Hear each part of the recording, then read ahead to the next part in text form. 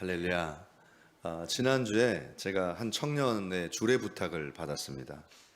그래서 자연스럽게 토요일 날 이제 돌아오는 토요일에 약속을 잡게 됐는데요. 약속을 잡고 나니까 이제 주례 부탁을 한 청년하고 아주 잘 아는 우리 황윤경 집사님이 저한테 전화를 해서 이렇게 얘기하는 거예요. 목사님, 다음 주 고난주간인데 식사 약속 하셨더라고요. 목사님, 원래 고난주간에 금식하지 않으셨어요? 이러는 거예요. 그래서 제가 좀 순간 당황해서 좀 얼버무렸습니다. 저 신방이라서 어쩔 수 없어서 했다고. 그랬더니 황윤경 집사의 특유의 그 언어가 있어요. 네 하고 끊는 거예요. 그래서 하루 종일 이 마음에 목사님 고난주간인데 금식하셔야죠. 이게 이렇게 목소리로 계속 들리는 거예요. 황윤경 집사의 목소리로. 그래서 주님 금식하겠습니다. 제가 작전 기도를 드렸습니다. 참 좋은 처제 집사님을 제가 둬서 고난주간을 다시 이렇게 마음에 새기는 그런 기회가 됐는데요. 우리 고난주간에 우리 성도님들 예수님을 생각하시면서 또 내가 지금까지 하나님 앞에 드리지 못했던 회개의 기도를 드리실 수 있는 기회가 되시기를 주님의 이름으로 축복합니다. 우리가 하나님께 회개하는 것을 모든 성도님들이 굉장히 어렵게 생각하십니다. 또 부담스럽게 생각을 하시는데요. 그래서 회개하는 일을 자꾸 뒤로 미루세요. 그리고 회개해야 된다는 사실조차도 생각하기를 싫어하십니다. 그렇게 하다 보면 갑작스럽게 내가 하나님과 멀어진 것을 느끼게 되고 또 이 회개가 잘 되지 않는 그런 반복된 영적인 퇴보를 경험하게 되죠. 이 회개하라고 말씀을 전하는 그 메시지를 굉장히 이제 부담스럽게 생각하시고 회개하라는 메시지를 전하는 목사님이 요즘은 비호감 목사랍니다. 비호감 목사. 근데 오늘 우리가 읽은 말씀 예레미야의 말씀을 보면 정말 온 국민에게 비호감 선지자로 취급받았던 선지자가 기록되어 있습니다. 그 사람이 바로 예레미야죠.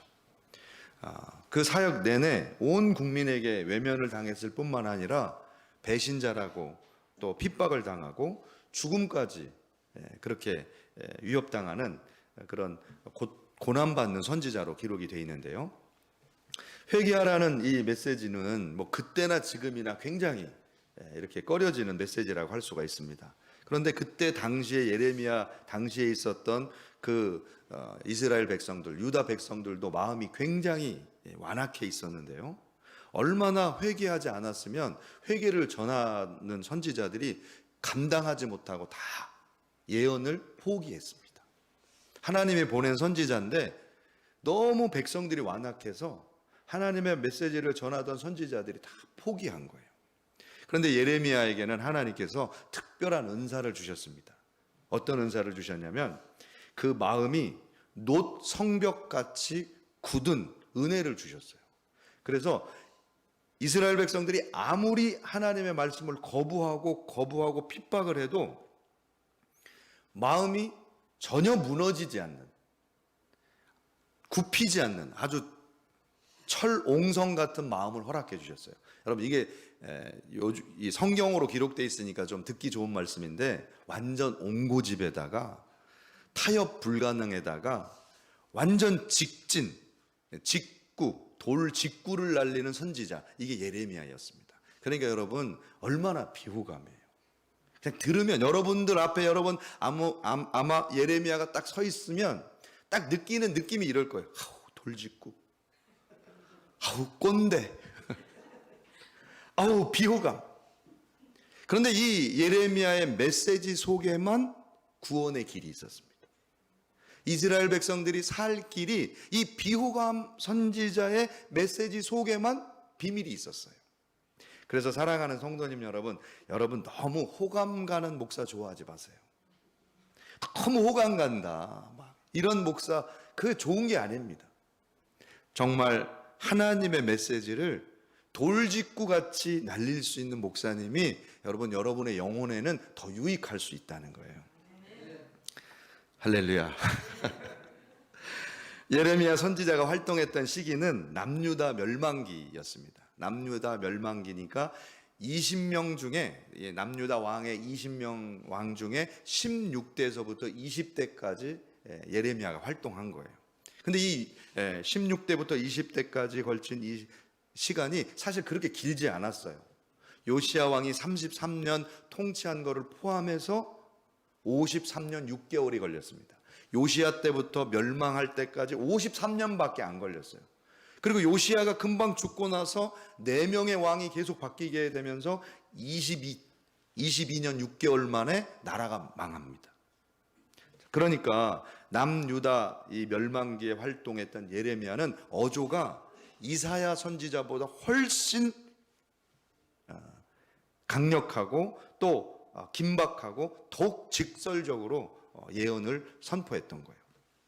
자, 얼만큼 이 메시지가 강했을지 한번 좀 생각하시면서 오늘 말씀을 같이 좀 나눴으면 좋겠습니다. 자, 그렇다면 예레미야가 전달한 이 회개의 메시지 속에 오늘 우리가 듣고 또 우리가 돌이켜야 될 내용은 어떤 것인지 함께 은혜를 나누도록 하겠습니다. 할렐루야. 첫 번째로 예레미야는 먼저 회개란 하나님께 돌아오는 것이다 라고 정의하고 있습니다. 4장 1절 그 전반부의 말씀인데요. 여호와께서 이르시되 이스라엘아 내가 돌아오려거든 내게로 돌아오라. 네가 돌아오려거든 내게로 돌아오라. 이게 회개하라는 메시지였습니다. 여러분, 우리가 새벽에도 말씀을 나누면서 설명을 드렸지만 돌아오다라는 개념은 수브라고 하는 히브리어 동사를 사용했는데 뒤로 돌아오다 또는 관계를 회복하다라는 뜻입니다.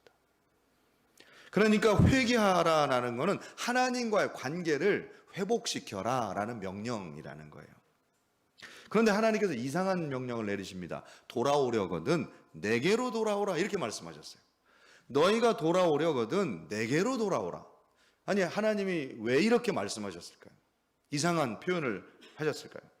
그 이유는 이스라엘 백성들이 회개한다고 하면서 이상한 데로 갔기 때문에 그래요.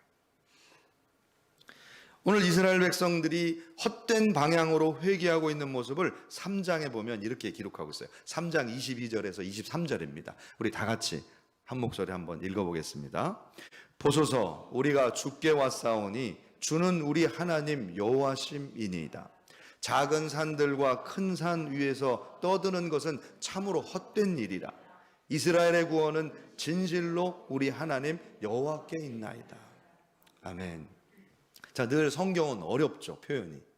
자, 여기 표현 중에 우리가 주께 왔습니다라고 얘기하면서 산들과 큰 산 위에서 떠들었다 이런 표현이 있습니다. 이 표현을 다른 성경으로 우리가 이해하기 쉬운 공동개역 개정성경으로 오면 이렇게 번역을 했어요. 이 부분을 언덕 위의 산당들은 모두가 헛된 것이었습니다. 이 산 저 산에서 수선을 떨어봤지만 모두 헛된 일이었습니다. 자, 여러분, 이스라엘 백성들이 회개한다고 하면서 어디로 갔느냐? 산당으로 올라간 겁니다. 산당에서 제사를 드린 거예요. 요 산당에서 제사를 드리고 제사 드린 일이 헛된 것이었습니다 라고 표현한 요 번역을 영어 성경 ESV라는 성경이 있어요. English Standard Version. 이 ESV 성경에서는 이 부분을 delusion이라는 단어를 써서 표현했어요. delusion. 이게 뭐예요? 환영이라는 거예요. 환영. 우리가 회개한다고 산당에 올라가서 제사 드렸던 그 모든 제사는 환영이었습니다. illusion. 눈에 보이는 뭔가 있는 것 같은데 실체가 없는 환영에 불과했습니다. 이 뜻이었다는 거예요. 여러분, 이스라엘 백성들이 하나님께 돌아간다고 하면서 예배를 드렸는데 이 예배 드리는 그 모습을 산당에서 예배 드리는 모습을 이 ESV 성경에서는 뭐라고 영어 단어를 사용했냐면 orgies라고 돼 있어요. orgies. 이게 무슨 얘기냐면 이방신을 위해서 춤추고 술 먹고 노래하고 뛰노는 제사입니다. 이방 제사. 이게 orgies예요. 이게 복수형입니다. 그러니까 술 먹고 춤추며 뛰노는 이방 제사를 산당에서 드렸다는 거예요. 뭐 하려고? 회개한다고 하면서 하나님 앞에 돌아간다고 하면서 어디로 갔느냐? 산당으로 갔고 어디로 돌아갔느냐? 술 먹고 춤추며 기쁨으로 환호성 지르면서 나름 예배를 드렸는데 그 예배를 성경에서는 뭐라고 얘기했느냐? 일루전이었다는 거예요. 딜루전. 환영이었다. 이렇게 표현하고 있어요. 사랑하는 성도님 여러분, 하나님께 돌아간다는 건 요란 법석을 떨면서 종교적 예식을 치르는 것이 아닙니다. 회개하십시오. 이렇게 얘기하면 성도님들이 오해를 하세요. 아, 내 감정을 다시 쥐어짜서 눈물과 콧물을 막 흘리면서 뭔가 굉장한 경험과 체험을 내가 다시 얻어서 종교적으로 뭔가 예식적으로 내가 회개했다는 걸 나도 알고 남도 알고 하나님도 아는 어떤 경험을 하는 거, 이걸 회개라고 생각해요. 심각하게 오해하는 겁니다. 자, 우리 옆에 사람 한번 좀 이렇게 쳐주세요. 오해하지 마세요. 오해하지 마세요. 하나님 오해하지 마세요. 여러분, 이렇게 생각하는 게 뭐냐면 편의주의적 회개입니다. 편의주의적 회개. 내가 좋자고 하는 회개예요. 자, 여러분, 하나님께 돌아간다는 것이 어떤 것인지 하나님이 분명히 설명해 주셨어요. 오늘 말씀 4장 1절 후반부부터 2절 전반부에 이렇게 기록되어 있습니다. 같이 한번 읽어보실까요? 네가 만일 나의 목전에서 가증한 것을 버리고 네가 흔들리지 아니하며 진실과 정의와 공의로 여호와의 삶을 두고 맹세하면, 이렇게 기록되어 있는데 이 내용이 진짜 하나님이 원하시는 회개라는 말씀을 주고 계십니다. 여러분, 회개는 하나님께서 가증히 여기시는 걸 버리는 거예요.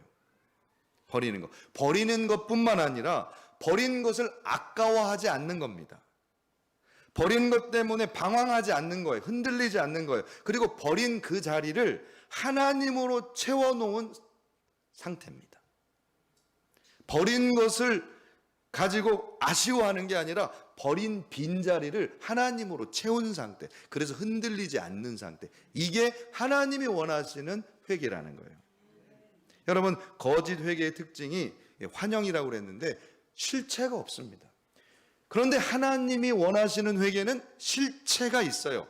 반드시 실체가 있어요. 세 가지를 하나님이 말씀하셨는데, 진실함, 이건 우리 새벽에 다 배웠습니다. 에메트, faithfulness, 신실함이라는 단어입니다. 회개하면 반드시 삶이 뭐가 나타나느냐? 신실함이 나타난다는 거예요. 회개는 실체가 있어요. 두 번째, 정의로움, 미시파트. 지난주에 설명드렸습니다. 미시파트. Act of deciding a case. 하나님의 눈에 보기에 정의롭게 판단 내리고 선택하는 겁니다. 회개는 바른 선택을 가져오게 돼 있어요. 바른 판단을 가져오게 돼 있어요. 회개는 실체가 있습니다.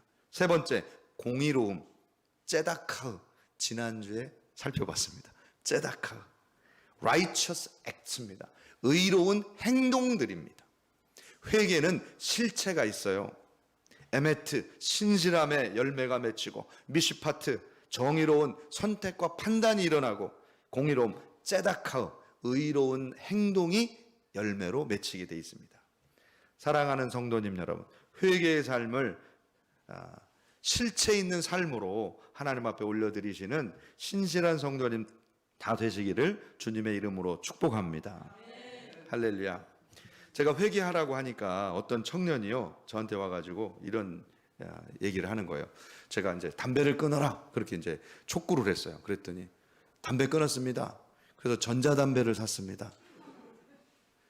다른 걸로 대체해 버리는 거예요. 이거 회개 아니라는 거예요. 술 끊어라 그랬더니 저 소주 끊고 포도주로 바꿨습니다. 그거 아니에요. 내가 버린 것을 다른 어떤 것으로 대체하는 게 아니라 내가 버린 자리를 하나님으로 채우는 거예요. 그런데 그 하나님으로 채웠는데 하나님으로 채운 그 상태가 너무나 완전한 거예요. 흔들리지 않는 거예요. 성도님들, 착각하시면 안 돼요. 회개를 내가 하나님을 위해서 잘 보이기 위해서 뭔가 해드리는 거라고 생각하시면 안 돼요. 하나님은 우리가 회개하든 회개하지 않든 사실 전혀 상관이 없으신 분이에요. 부족함이 없으신 분이에요. 회개는 누구를 위한 거냐? 나의 온전함을 위한 것입니다. 할렐루야. 여러분, 우리 삶이 어떤 유혹에도 어떤 미혹에도 흔들리지 않을 수 있는 길, 회개할 때만 이루어집니다. 여러분, 회개하지 않으면 우리도 모르는 어떤 사이에 위기가 왔을 때 그것 때문에 신앙을 포기하게 돼요. 그것 때문에, 그게 없으면 신앙생활 못하는 거예요. 너무 의지가 돼 있는 거예요. 그거 없으면 신앙생활 못해요. 여러분, 우리가 회개를 많이 하면 할수록 없어도 돼요. 이거 없어도 돼요. 금과 은이 없어도 하나님 믿을 수 있어요. 사람이 없어도, 어떤 조건이 없어도, 어떤 내가 좋아하는 어떤 그 물질이 없어도, 어떤 조건이 없어도 하나님을 의지하고 신실하게 신앙생활 하시는데 조금도 부족함이 없는 상태가 됩니다. 여러분, 날마다 회개의 삶을 사심으로 온전한 성도의 삶을 사시길 주님의 이름으로 축복합니다. 두 번째로 회개의 모습을 이렇게 묘사하고 있습니다. 회개는 묵은 땅을 갈고 파종하는 행위다라고 설명합니다. 4장 3절 말씀인데요, 우리 함께 같이 읽어보겠습니다. 여호와께서 유다와 예루살렘 사람에게 이와 같이 이르노라. 너희 묵은 땅을 갈고 가시덤불에 파종하지 말라. 아멘.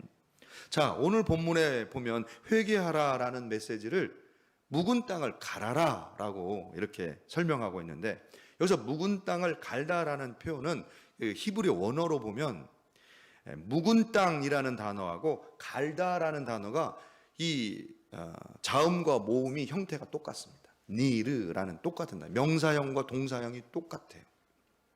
이 묵은 땅하고 갈다라는 단어가 똑같은데, 그러니까 이건 영적으로 히브리어를 이렇게 보면 느낌이 딱 오는 거예요. 뭐라고 느낌이 오냐면 묵은 땅하고 갈아엎은 땅하고 똑같아요, 겉으로 볼 때는. 근데 뭐가 다르냐? 속이 다른 거예요. 속이 다른 거예요. 갈지 않은 땅, 이 묵은 땅은 원어적인 뜻이 이겁니다. 한 번도 갈아엎지 않은, 기경하지 않은 땅입니다. 그러니까 얼마나 딱딱한 땅이겠어요. 한 번도 쟁기가 들어가지 않은 땅을 의미하는 거예요. 이게 기경하지 않은 땅, 묵은 땅입니다. 니르. 자, 그래서 그 속에는 딱딱하게 굳어 있고 잡스러운 잡석들과 돌들, 또 나무 뿌리들, 이게 엉켜서 절대로 생명의 열매를 맺을 수 없는 상태, 이게 묵은 땅입니다. 할렐루야. 회개하지 않은 심령을 그대로 보여주는 거예요. 회개하지 않은 심령이 딱딱해서 어떤 것으로도, 어떤 씨를 심어도 잉태될 수 없는, 또 씨가 뿌리를 내릴 수 없는 환경을 만드는 거예요. 그 땅에서 나는 식물은 독한 환경이기 때문에 독한 식물이 나오는 거예요. 그 독한 식물이 뭐냐? 가시덤불입니다. 가시덤불. 가시덤불이 얼마나 독한지 몰라요. 원래 가시덤불은 땅이 아담과 하와가 범죄하고 땅이 저주를 받았을 때 나왔던 저주받은 식물이 가시덤불입니다. 정말 가시덤불은 저주받은 식물이에요. 제가 그걸 체험했어요.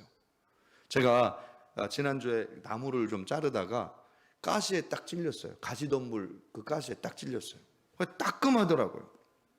그런데 저녁에 이 따끔했던 그 자리가 부어오르기 시작하는데 손가락 전체를 못 쓰게 되고, 그날 저녁은 손바닥이 다 부어 올라가지고 이게 구부려지지가 않는 거예요.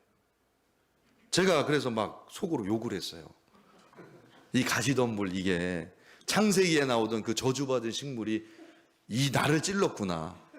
그러면서 제가 속으로 막 얼마나 분노하게 생각을 했는지. 하나님께서 그 영적으로 감동을 주시는 거예요. 왜냐하면 저주받은 땅은 독을 품는 겁니다. 독을 품어서 자기가 품은 독으로 남을 죽이는 거예요. 그게 저주받은 자의 특징이에요. 사탄을 보세요. 뱀을 보세요. 독을 품고 있어요. 독을 품어서 자기도 멸망할 뿐만 아니라 다른 사람을 멸망시키는 겁니다. 이게 가시덤불의 특징이에요. 이게 회개하지 않은 심령의 특징입니다. 심령이 누구와 똑같아요? 사탄과 똑같은 거예요. 기경하지 않은 심령은 사탄의 마음과 똑같은 거예요.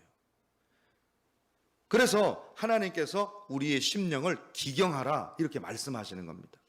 이 기경하다라는 단어도 니르라는 단어인데 잘게 부순다는 뜻입니다. 잘게 부순다. 할렐루야. 우리 옆에 있는 분을 한번 잘게 좀 부셔주세요. 그 마음을. 할렐루야. 은혜 좀 받으세요. 네. 할렐루야. 은혜 받으시도록 마음을 부수시길 바랍니다. 여러분, 이 잘게 부순 상태는 이 마음 속에 있는 흙을 다 부실 뿐만 아니라 여기에 있는 잡석들과 뿌리에 이 정말 깊이 박혀 있는 죽은 썩은 이런 뿌리들마저도 다 잘게 부셔서 아주 고운 흙으로 만들어진 상태예요. 그래서 거기에 씨를 뿌리면 열매가 맺습니다. 그래서 가시덤불에 파종하지 말라, 이 말씀에 파종하다라는 뜻이 어떤 뜻이냐? 씨를 뿌리다라는 뜻이 있지만 임신하다라는 뜻이 있어요. 그러니까 생명을 잉태하게 하라, 이렇게 말씀하고 있는 겁니다. 사랑하는 성도님 여러분, 여러분 궁금하시죠? 내가 회개를 했는지 안 했는지, 내가 회개한 심령인지 회개하지 않은 심령인지 여러분 궁금하시죠? 일단 예배 시간에 조시는 분은 회개를 좀 아직 안 하신 분이에요. 회개가 필요하신 분이에요. 자, 근데 여러분, 내가 회개했는지 안 했는지 잘 못 느껴지시죠? 방법이 있어요. 회개한 심령인지 아닌지를 알 수 있는 방법이 있어요. 그게 뭐냐면 한 영혼을 전도해서 품고 양육해 보세요. 한 영혼을 전도하시고 품고 양육해 보세요. 그럼 내가 회개한 심령은 뭐가 없느냐? 가시가 없습니다. 자갈이 없습니다. 영혼을 키우는데 그 영혼을 찌르고 상처 주는 가시가 없어요. 그리고 그 영혼이 자라는데 방해하는 잡석과 쓴뿌리가 없어요. 그 토양이 아주 곱게 빠지고 곱게 부셔져서 그 영혼을 품고 생명을 잉태하는데 아주 좋은 밭이 됩니다. 30배, 60배, 100배의 결실을 맺게 되는 거예요. 할렐루야. 아멘입니까? 여러분, 회개하는 심령으로 영혼을 품으시고 30배, 60배, 100배를 맺으시는 옥토밭이 되시기를 축복합니다. 마지막으로 할렐루야. 예레미야가 회개를 의미할 때, 설명할 때 스스로 할례를 행하라, 이렇게 묘사하고 있습니다. 자, 우리 오늘의 말씀 4절 말씀 함께 읽어보겠습니다. 4절 말씀 함께 한 목소리로 같이 읽습니다. 시작. 유다인과 예루살렘 주민들아, 너희는 스스로 할례를 행하여 너희 마음 가죽을 베고 나 여호와께 속하라. 그리하지 아니하면 너희 악행으로 말미암아 나의 분노가 불같이 일어나 사르리니 그것을 끌 자가 없으리라. 아멘. 여호와의 말씀을 이렇게 전하는 예레미야는 이스라엘 백성들을 향하여 마음의 할례를 행하라, 이렇게 설명하고 있습니다. 이스라엘 백성들은 이미 할례를 받은 사람들이죠.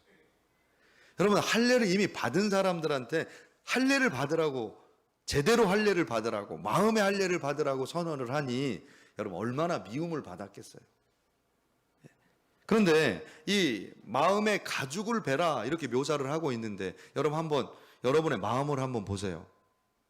한번 여러분의 마음을 한번 보세요. 여러분은 마음의 가죽을 벤 할례 받은 사람입니까? 아닙니까? 여러분 좀 느껴지시나요? 나는 마음의 할례를 받았나? 이런 느낌이 드세요?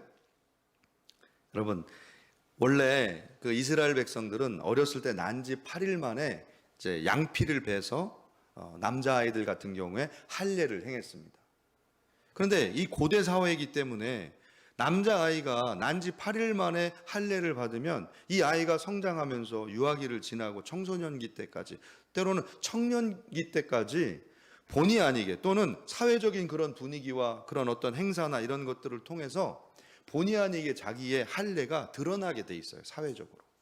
어렸을 때는 흔하게 옷을 입을 수 없었기 때문에 드러나기 마련입니다. 어렸을 때는. 그렇죠. 뭐 이상한 거 상상하지 마시고. 그리고 올림픽이나 이런 고대 사회에서는 청년들이 경기를 할 때 경기를 위해서 다 옷을 벗고 경기를 했어요. 그러니까 사회적으로 이 사람이 유대인인지 유대인이 아닌지가 금방 드러나게 돼 있습니다. 그래서 할례는 무엇을 상징하느냐? 소속을 상징합니다. 소속을 상징합니다. 할렐루야. 할례는 내가 하나님의 백성인지 아닌지를 알려주는 거예요. 사회적으로 드러나게 돼 있어요. 아무리 숨기려고 해도. 마찬가지로 지금 예레미야가 이스라엘 백성들에게 회개를 촉구하는 그 내용은 마음의 가죽을 뱀으로 소속을 하나님 앞에 정확하게 드리라는 말씀입니다. 여러분, 이 마음의 할례를 드리는 내용에 대해서 잘 설명하는 그 본문이 출애굽기 4장 24절 이하에 기록되어 있습니다. 아마 여러분들 다 잘 아시는 말씀입니다. 모세를 하나님이 불러서 애굽으로 보냅니다. 보내실 때 이렇게 메시지를 전하라고 말씀하셨어요.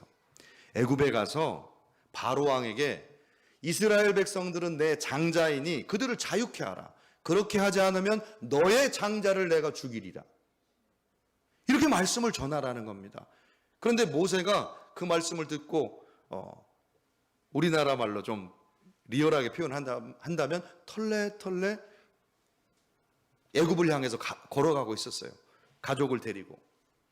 근데 그 장자 큰아들에게 할례를 행하지 않고 갔습니다.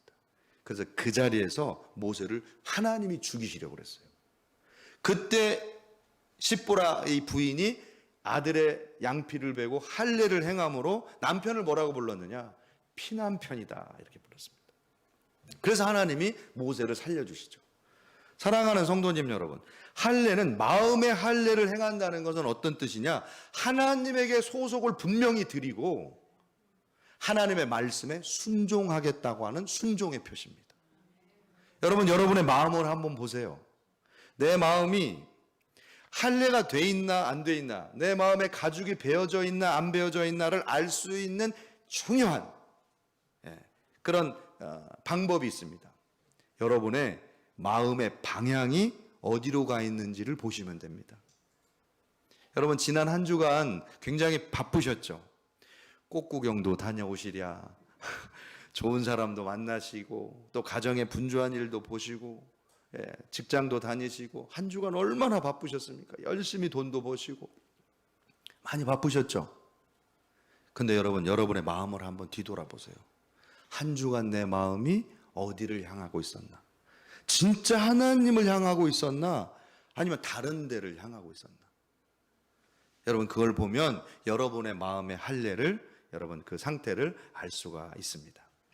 제가 설교를 정리하면서 우리 성도님 중에 누가 마음의 할례를 받은 분이실까, 제가 이렇게 생각하면서 은혜가 되시라고, 참고하시라고 저희 어머님 지명자 권사님을 제가 생각하게 됐습니다. 지명자 권사님은 회개하신 분이구나, 이런 마음이 들어요. 지명자 권사님은 돈도 없으세요.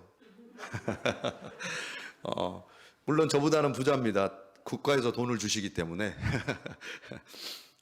돈도 없으시고, 근데 그렇게 기뻐하세요. 풍요로우세요. 돈만 생기면 다 하나님 앞에 헌금해요. 이것 때문에 저하고 늘 트러블이 있죠. 근데 그렇게 하세요. 근데 지명자 권사님은 남편도 일찍 잃으셨어요. 남편도 일찍 잃으셨는데 그 슬픔이나 불안이 어머니를 점령하지 못하게 하세요. 항상 기쁨이 있으세요. 그리고 남편을 잃었을 때, 그 외로움 중에 계실 때 저하고 이제 화은교회 가셔가지고 목회를 하면서 하시는 고백을 제가 잊을 수가 없어요. 이런 얘기 하시는 거예요. 하나님께서 아들 목회 도우라고 남편을 일찍 데려가셨나 보네. 10년 넘게 미국에 다녀오셨는데, 다녀오셔서 딸을 먼저 천국에 보냈습니다. 근데 그 슬픔이 조금도 천국 소망을 무너뜨리지 못하게 하시는 거예요. 그리고 계속 혼잣말로 이렇게 얘기하세요. 하나님이 우리 딸 천국 가는 모습을 보여주셨어. 하얀 옷 입고 하늘 계단 올라가는 모습을 보여주셨어. 그리고 그 기도가 점점 더 천국을 향하시는 거예요.